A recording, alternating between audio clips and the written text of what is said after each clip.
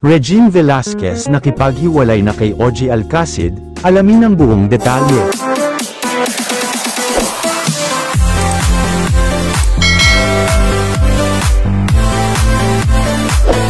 Ilang beses nang naghiwalay ang celebrity couple na sina Regine Velasquez at OG Alcacid noong kasagsagan ng pang-iintriga sa kanilang relasyon.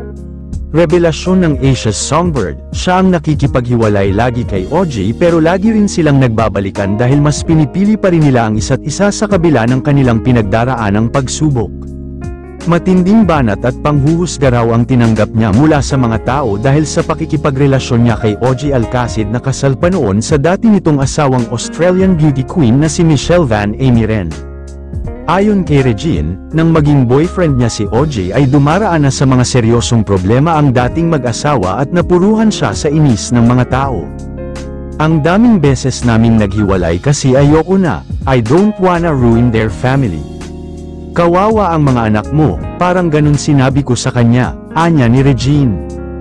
Pero ayaw niya, kasi parang decided na siya na he really wanted to be with me, pahayag pa ng Songbird. Pagpapatuloy niya, pinanindigan din naman ako ng asawa ko, nung naging kami, nakipaghiwalay na siya para tama. Tinama rin naman niya yung life niya kasi ayaw din naman niya ng ganun lang. Hanggang sa dumating din yung araw na naging magkaibigan na rin sila ni Michelle at ng bago nitong asawa at pumunta rin ang mga ito sa kasal ng celebrity couple dito sa Pilipinas.